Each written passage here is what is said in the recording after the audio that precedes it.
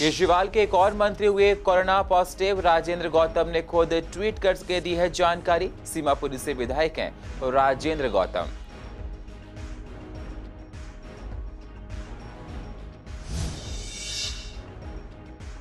त्रिलोकपुरी में शादीशुदा युवक को प्रेमिका से बात करना पड़ा महंगा। चाकू से गोद कर उतारा भाई ने मौत के घाट। आरोपियों के खिलाफ हत्या का मुकदमा दर्ज। पुलिस कर रही है मामले की जांच। पूर्व दिल्ली के डॉक्टर्स का कहना कि टेस्ट कम होने से कोरोना के कम केस आ रहे हैं दिल्ली में। लोगों को टेस्ट कराने में हो रही हैं दिक्कतें। टेस्ट के लिए दर दर भटक रहे हैं लोग। और प्रीति बिहार में ज्वेलर्स के शोरूम में चोरों ने उड़ाई 40 लाख रुपए। 40 लाख रुपए के चांदी के गहनों की गई चोरी। पुलिस कर रही है सीसीटीवी के आधार पर जांच। नमस्कार, स्वागत है आप सभी का सीसीएन में। मैं हूं आपके साथ सुनील चौहान और आप देख रहे हैं पूर्व दिल्ली खास। अब होते हैं रूबरू पूर्व दिल्ली की अहम खबरों के साथ। सीएम अरविंद केजरीवाल और विधानसभा अध्यक्ष रामनिवास गोयल के बाद अब दिल्ली सरकार के एक और मंत्री को कोरोना ने अपनी चपेट में ले लिया है।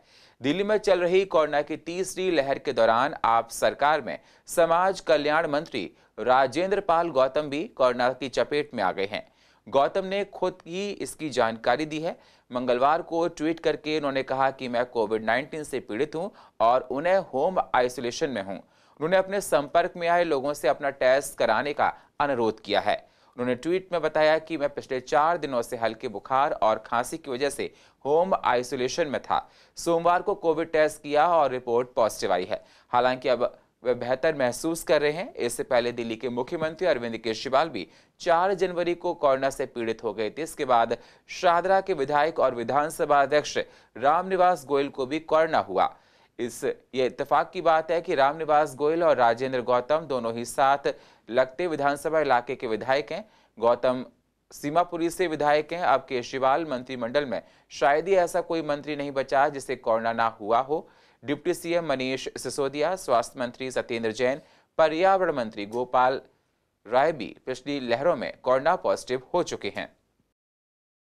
पूर्व दिल्ली के त्रिलोकपुरी में शादीशुदा शख्स सलमान पड़ोस में रहने वाली युवती से बात करता था, जो कि परिजनों को बिल्कुल पसंद नहीं था। सोमवार रात सलमान काम से घर वापस आया, तब युवती के घर के पास खड़े होकर उससे बातें करने लगा। वहीं जब परिजनों ने युवती को सलमान से बात करते हुए देखा तो युवती के भाई ने अपना आपा खो दिया और आपने जी हां अपने दोस्त के साथ मिलकर सलमान की चाकू घोंपकर घायल कर दिया। मौके पर मौजूद लोगों ने अफरा तफरी में घायल को अस्पताल ले जाया, जहां डॉक्टर ने युवक को मृत घोषित कर दिया। पुलिस ने शव का पोस्टमार्टम कराकर परिजनों को सौंप दिया है और आरोपियों के खिलाफ हत्या का मुकदमा दर्ज कर मामले की जांच शुरू कर दी है।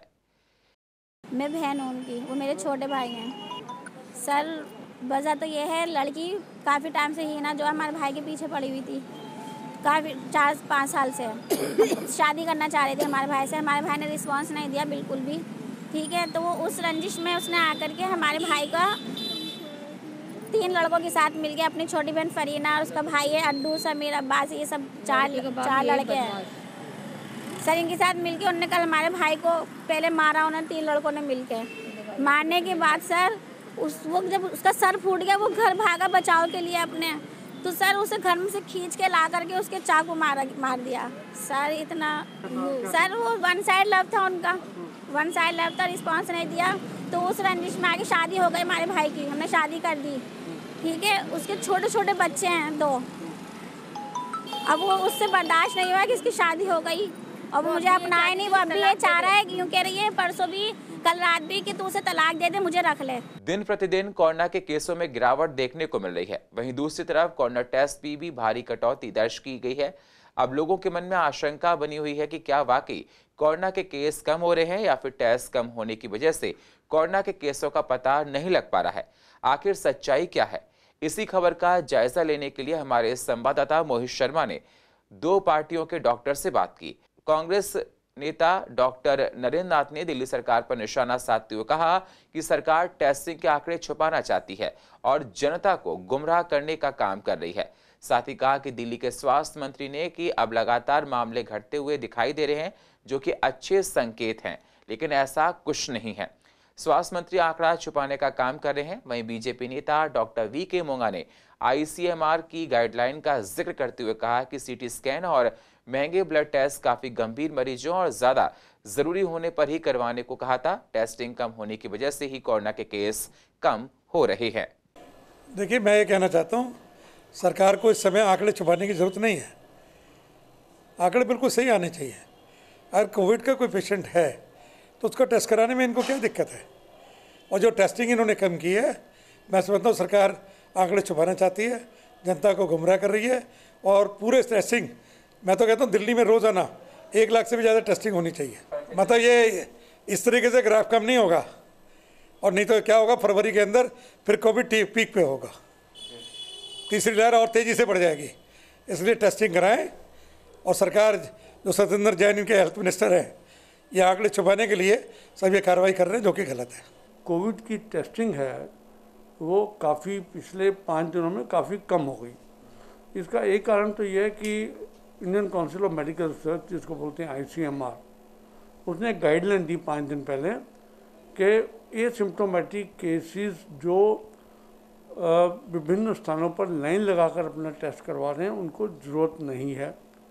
और साथ में इसमें ये भी बड़ी बात है कि लोग होम टेस्टिंग बहुत कर रहे हैं, जिसका होम टेस्टिंग का कोई रिकॉर्ड ना सरकार के पास जाता है ना आईसीएमआर के पास जाता है। तीसरा ये कि जिस परिवार के अंदर एक व्यक्ति को जुकाम, खांसी, बुखार हुआ, उसने टेस्ट कराया, पॉजिटिव निकला, बाकी परिवार में भी अगर ऐसे सिम्टम्स होते हैं तो वो टेस्ट नहीं करवा रहे। तो यानी कि आप ये मान के चलिए कि टेस्टों की संख्या कम है, लेकिन उससे बड़ी बात क्या है, हमें ज़्यादा एम्फेसिस क्या देना, पॉजिटिविटी कितनी है। अगर 100 लोग टेस्ट करवा रहे हैं, उसमें से 30 लोगों को पॉजिटिव आ रहा है, तो it is a sure sign कि बीमारी अभी ख़त्म नहीं हुई है, बीमारी मार्केट के अंदर चल रही है। जो इनके छोटे प्राइमरी हेल्थ सेंटर्स थे, मोहल्ला क्लिनिक है, वहाँ पे अगर पेशेंट जाता भी है टेस्टिंग के लिए, वो वहाँ से डाइवर्ट होके उन्हें बड़े सेंटर्स पे, अपने टर्शरी हॉस्पिटल्स पे भेज देते हैं। सेकंड, लोगों के मन में इस बात का भी डर बैठ गया है कि टेस्टिंग में अगर पॉजिटिव आएंगे तो हमारे घर के बाहर कंटेनमेंट जोन बना देंगे और सिपाहियों को बैठा दिया जाएगा। और ये भी बात फैलने लगी है कि इस बार इतना सीरियस नहीं है, कोई डेथ्स नहीं हो रही है, तो लोग अवॉइड कर रहे हैं, जहाँ तक पॉसिबल हो टेस्ट कराना भी अवॉइड कर रहे हैं। और लोग जनरली छुपा भी रहे हैं। और ये भी बात सही है कि इस बार निमोनिया कम हो रहा है, डेथ रेट कम है, डिस्निया, ऑक्सीजन रिक्वायरमेंट भी कम है। प्रीत बिहार की एक ज्वेलरी शॉप में 40 लाख रुपए के चांदी के गहनों की चोरी का मामला सामने आया है। वहीं ज्वेलर्स का कहना है कि प्रीत बिहार थाने में एफआईआर दर्ज करा दी है और आरोपी को पकड़ने के लिए पुलिस छापेमारी कर रही है। पुलिस सीसीटीवी फुटेज की मदद से आरोपी की पहचान करेगी। वहीं ज्वेलर्स ने बताया कि शनिवार को वारदात हुई और वीकेंड कर्फ्यू के बाद जब शोरूम को खोला गया तो 40 लाख के गहने शोरूम से गायब थे। फिलहाल पुलिस पूरे मामले की जांच में जुटी हुई है। देश की राजधानी दिल्ली में लगातार क्राइम का ग्राफ बढ़ता जा रहा है। ताज़ा मामला प्रीत बिहार इलाके का है, जहां पर एक ज्वेलरी की दुकान पर 40 लाख की ज्वेलरी जो चांदी की है वो चोर जो है उस पर हाथ साफ कर लेते हैं। मैं आपको तस्वीरें दिखाता हूं। ये वही शॉप है जहां पर चांदी की जो ज्वेलरी है उस पर चोरों ने हाथ साफ किया है। जैसे ही वर्कर यहां पर आते हैं सोमवार को तो देखते हैं कि उनका चांदी के जो सामान है वो यहां पर नहीं मिलता है। पुलिस को सूचना दी जाती है। पुलिस सारी चीज़ों को एनालिसिस करके इस मामले को दर्ज करती है। यही नहीं, सीसीटीवी फुटेज भी खंगाल रही है और उसके बिहाफ पर मामला दर्ज कर आगे की तफ्तीश भी कर रही है। वीडियो जर्नलिस्ट अनिल मेहरोल के साथ Mohit Sharma, CCN news, Delhi. Corona की रफ्तार धीमी पड़ रही है, वहीं दूसरी तरफ टेस्टिंग भी कम की जा रही है, जिसकी वजह से लोग काफी परेशान भी हैं। अगर बात की जाए पूर्व दिल्ली में कोरोना का टेस्टिंग सेंटर और टेस्ट कराने के टाइमिंग की, तो शादरा डिस्ट्रिक्ट 27 टेस्टिंग सेंटर हैं जो कि डिस्पेंसरी और हॉस्पिटल में ही है। हॉस्पिटल में टेस्टिंग सेंटर की टाइमिंग 9 बजे से 12 बजे तक की है, जबकि डिस्पेंसरी में 9 से 1 बजे तक की टेस्टिंग टाइमिंग है। टेस्टिंग टाइमिंग कम होने की वजह से हॉस्पिटल और डिस्पेंसरी आने वाले लोग टेस्ट नहीं कराने पर काफी परेशान हैं। लोगों का कहना है कि वह अगर 11:30 बजे टेस्ट कराने के लिए पहुंचते हैं तो टेस्ट बहुत मुश्किल से हो पाता है या फिर होता ही नहीं है। वहीं जब मरीज किसी और बीमारी के लिए अस्पताल ओपीडी में दवाई लेने जाते हैं तो वहां कोरोना टेस्ट की रिपोर्ट मांगी जाती है। ऐसे में मरीजों को काफी दिक्कतों का सामना करना पड़ रहा है। अधिकारियों के मुताबिक डिस्ट्रिक्ट में रोजाना RT-PCR टेस्ट 1200, वहीं रैपिड टेस्ट जो एंटीजन टेस्ट है 1000 के आसपास होते हैं। इन आंकड़ों को देखें तो लगभग एक कोरोना टेस्टिंग सेंटर में 44 के आसपास RT-PCR टेस्ट और वहीं 33 रैपिड एंटीजन टेस्ट हो रहे हैं। अधिकारियों के मुताबिक सरकार की नई गाइडलाइन के बाद से टेस्ट की संख्या में कमी आई है। अब टेस्ट उन्हीं का किया जाता है जिनमें कुछ लक्षण पाए जाते हैं। 12 बजे क्लिनिक बंद हो जाता है। हम तो अभी आए थे 11:30 बजे करीब। तो टेस्ट नहीं कर रहे हैं? टेस्ट नहीं कर रहे। हम डॉक्टर का जा रहे, डॉक्टर बोले कि चेक करवाओ, ये बोल रहे नहीं यहाँ चेक नहीं होता। इसे क्या वजह बताइए? अरे बाहर जाकर करवाओ, बाहर भी नहीं हो रहा, सारे बंद हो गए यहाँ। उनसे यहाँ बोल रहे हैं कि बंद हो गया, अब नहीं हो पाएगा। किस टाइम बंद कर दिया जाता है? पता नहीं। आप कब आए थे? हम तो हो गया आधा घंटा यहाँ पे आए को। वहाँ पे गए थे डॉक्टर के पास, उन्होंने बोला कोरोना की जांच कराता हो पहले। अच्छा। हाँ। मना कर दिया गया? मना कर दिया गया। यहाँ मना कर दी इन्होंने। क्यों मना कर दिया? 11:30 बजे बंद हो जाते हैं। अच्छा। हमने कहा 2 बच्चों के ट्यूशन से छुट्टी लगा के लाए हैं अभी। अच्छा। अन्य बच्चों को करवाना हमें। गाजीपुर फूल मंडी के पास IED बम मिलने से दिल्ली पुलिस हाई अलर्ट पर है। दिल्ली पुलिस ने लोगों को सचेत करने के लिए लगातार मॉक ड्रिल कर रही है।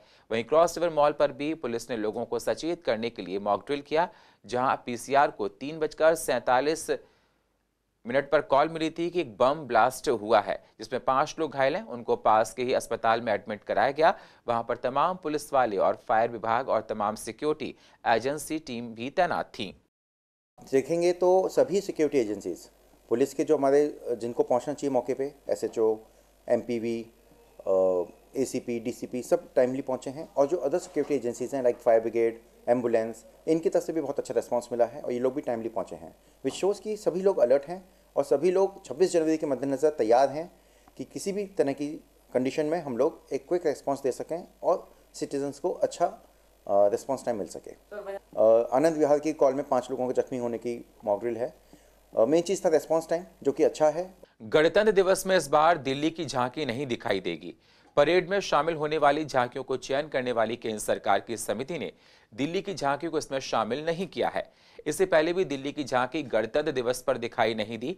इस पर सीसीएन की रिपोर्टर सोनिया शर्मा ने पूर्व दिल्ली की जनता से बात की तो जनता का कहना है कि गणतंत्र दिवस पर हर साल सभी राज्यों की झांकियां निकाली जाती हैं, लेकिन पिछले साल और इस साल दिल्ली की झांकी नहीं निकाली जा रही है, जिससे कहीं ना कहीं दिल्ली वाले काफी आहत हैं। उनका कहना है कि झांकी के माध्यम से दिल्ली को रिप्रेजेंट करने का मौका मिलता है, युवाओं के हुनर को निखारने का और अपनी संस्कृति को जानने का मौका मिलता है, राजनीतिक वजह से हो या फिर कोई और वजह से।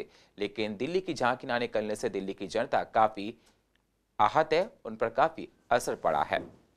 बहुत फ़र्क पड़ता है क्योंकि दिल्ली हमारी कैपिटल है, तो दिल्ली की ज़रूर निकाली जानी चाहिए। जब सब स्टेट्स की निकाली जा रही है तो दिल्ली की सबसे मेन है, क्योंकि इस पे लोगों को इंस्पिरेशन मिलती है झांकी देख के कि कैसे हम अपने देश को रिप्रेजेंट करते हैं। इसलिए दिल्ली की झांकी ज़रूर निकाली जानी चाहिए। स्टेट्स पता चलता है कि दिल्ली हमारी कैपिटल है और उसकी वो कैसे रिप्रेजेंट करती है, तो उसका क्या क्या मेन चीज़ें हैं वो सब पता होनी चाहिए अदर स्टेट्स वालों को। दिल्ली की झांकी गणतंत्र दिवस पर आनी चाहिए। दिल्ली का मान है, सम्मान है, और अगर नहीं निकाली जा रही है तो इसकी वजह क्या है ये आम आदमी को तो नहीं पता लगता, लेकिन निकाली जानी चाहिए। हाँ, पिछली बार तो झांकी निकाली गई थी। इस बार एक्चुअली दिल्ली सरकार और केंद्र के बीच में कुछ क्या है तालमेल पता नहीं चल रहा, लेकिन दिल्ली की झांकी निकालनी चाहिए। बाकी इसमें बच्चों का पार्टिसिपेशन होता है और बच्चों की प्रोग्रेस होती है, और ये चीज़ तो दिखाना बहुत ज़रूरी है। बहुत फ़र्क पड़ता है जी, इसमें युवाओं को बहुत पता नहीं लगता कि क्या चीज़ हो रही है दिल्ली में, तो निकलनी चाहिए झांकी। इसमें युवाओं को प्रेरणा मिलेगी। झांकी निकालते पता लगता है युवाओं को कि क्या क्या देश में हुआ है, सब कुछ पता लगता है युवाओं को। इस चीज़ में युवाओं को फ़र्क तो पड़ेगा, युवाओं को पता लगता है कि संसार में दुनिया में क्या हो रहा है, क्या क्या नई नई टेक्नोलॉजी आई हैंगी। झांकी में वो सब दिखाते हैं ना, तो उससे पता लगता है। पूर्व दिल्ली में कई बार लोगों को राशन की वजह से काफी परेशानी का सामना करना पड़ता है। कई गरीब घरों के लोग जिनके पास राशन कार्ड भी नहीं है, उन्हें राशन नहीं मिल पाता है। उनका कहना है कि बिना राशन के बड़ी दिक्कत होती है। पिछले काफी लंबे समय से लोगों को राशन नहीं मिल पा रहा था। काफी शिकायतों के बाद लोगों को एक बार फिर से राशन मिलने लगा है, जिससे उन्हें कहीं ना कहीं राहत मिली है। वहीं उन लोगों का कहना है कि राशन हर महीने मिले तो और ज्यादा सहूलियत हो सकती है। सरकार तीसरे महीने में राशन बांट रही है, जो कहीं ना कहीं दिक्कतें उससे उठानी पड़ती हैं। जिनके पास आधार कार्ड होगा उनको यहाँ पे राशन मिलता है। जो यहाँ पर अपने हैं इधर लोकल लोग हैं आसपास के, पहले प्रायोरिटी में उन्हीं को देते। ये मैम आज सुबह से 10 बजे से, कल भी एक दो बटे थे और आज से बेसिकली आज से परमानेंटली शुरू हो गए। आज सुबह 10 से लेकर 4 बजे तक बढ़ेगा। ये मोस्ट प्रोबेबली 4-5 दिन लग जाएंगे, लेकिन हम जल्दी ख़त्म नहीं, मतलब हम सोच रहे हैं कि जितना जल्दी हो सके सबको मैक्सिमम मिल जाए, तो इसलिए जितना टाइम लेगा उतना टाइम लेगा। 3 महीने नहीं, 1 महीने का ही गैप होता है, हर दूसरे तीसरे महीने आ जाता है, 2.5 महीने के बीच में आ जाता है। लास्ट हमारा नवंबर में बटा था, नवंबर लास्ट में। वैसे मुझे तो नहीं लगता कि शायद किसी को इतनी ज़्यादा प्रॉब्लम होती हो, क्योंकि हर महीने बट ही रहा है। मेरे ख्याल से तो आप लोग खुद ही पूछ सकते हो जनता से भी, ये लोग तो खुश ही रहते हैं। अगर कुछ ऐसा होता तो बोलते, हमारे तक भी बात आती कि हर महीने क्यों नहीं आ रहा। ऐसी तो कोई, मतलब मेरे तक ये क्वेश्चन आया ही नहीं अभी तक। पहले दिक्कत हो रही थी, लेकिन अभी कुछ दिन पहले जब इसकी कंप्लेंट की थी तो अब हमारे को राशन पूरा मिला है और हम उम्मीद करते हैं कि आगे भी हमारे को ऐसे टाइम से मिलता रहे। पहले हमारे को 2-3 महीने पहले मिला था, उसके बाद नहीं मिला हमको। और पूर्व दिल्ली की अधिक जानकारी के लिए आप YouTube पर जाकर CCN लाइव को सब्सक्राइब करें और फ्रेश अपडेट लेते रहें। और फिलहाल पूर्व दिल्ली खास में इतना ही। बाकी खबरों के लिए आप बने रहिए